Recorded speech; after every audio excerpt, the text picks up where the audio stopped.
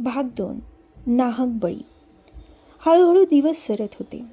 अजून तरी काही अघटित घडलं नव्हतं. रात्री बेरात्री हेमाला विचित्र आवाज यायचे, पण तिने त्याकडे फारसं लक्ष दिलं नव्हतं.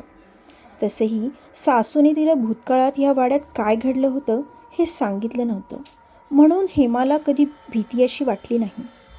आता मिनलचं शिक्षण पूर्ण झालं होतं. हेतलच्याच नणंदेच्या नवऱ्याच्या आतेभाऊचं स्थळ मिनलला आलं होतं.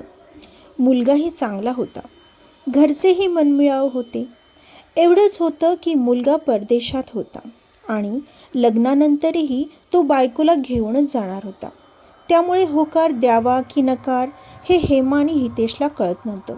पण हेतलच्या सांगण्यावरून शेवटी ते तयार झाले. सर्व काही जुळून आलं होतं. दोन्ही कुटुंबांना दोन्ही घरचे आवडले.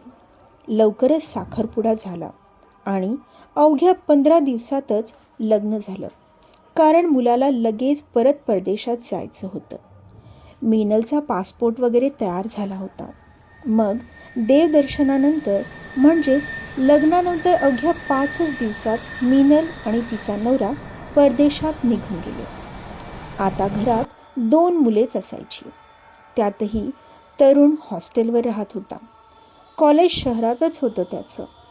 मग आता तेजसलाही तरुणसोबतच हॉस्टेलवर ठेवण्यात आलं, जेणेकरून तोही आपलं पुढचं शिक्षण पूर्ण करू शकेल.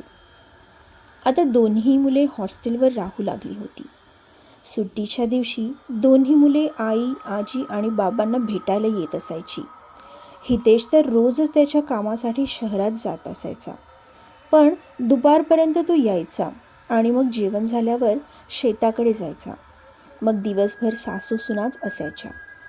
एके दिवशी जेव्हा हितेश शहरात जाऊन आला आणि जेवण करून पुन्हा शेताकडे गेला, तेव्हा नेहमीप्रमाणे सासू सुनाच घरी होत्या.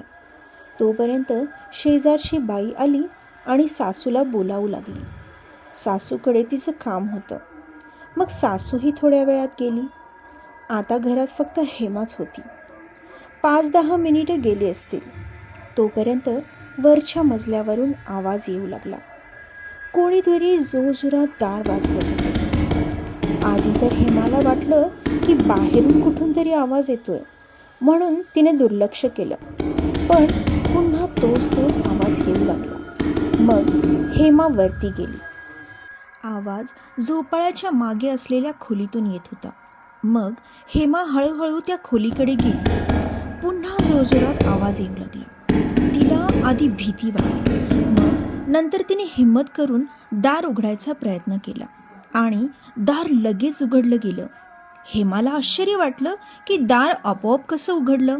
मग तिने आत डोकावून पाहिलं. आत वेगवेगळ्या प्रकारची भांडी आणि काही फर्निचरचं सामान होतं. तेवढ्यात हेमाच्या जवळून एक जोराची हवेची झुळूक गेली. असं वाटलं जसं की कोणीतरी वाऱ्याच्या वेगाने इकडून तिकडे गेलं.